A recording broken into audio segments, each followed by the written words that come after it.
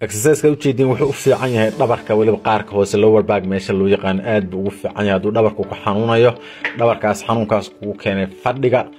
faraha badan ama uu kugu keenay gymka oo xoogaa dhabarka dhaawac ka soo gaaray oo aad rabtid inaad flies badan adoon saarin aad exercise yar oo murqaha ku adkeyn kartid dhabarka aad rabtid inaad sameyso exercise-kaas aad screen-ka uga jeedid baa sameyn kartaa waxaa loo yaqaanaa swimmers plates baa loo yaqaanaa exercise fiican weeye sidoo kale haddaad rabtid inay gabdhaha raba inay baridu xoogaa kuusmaato dabadu si fiican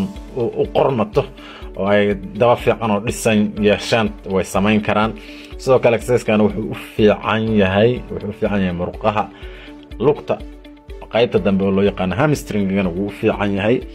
iyo dhabarka iyo tan kale wuxuu dhisaa barida saan hore u soo sheegay barida wuxuu ka dhigayaa bahal yar oo round ah bahasha gabdhuhu jecel yihiin oo round ah buu ka dhigayaa marka sidee u sameyn kartaa weeye horta marka hore inaad meel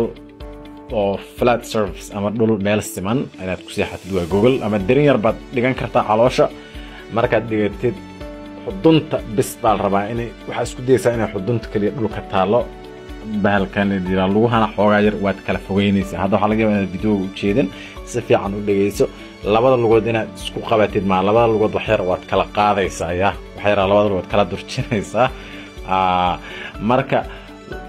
marka labada lugood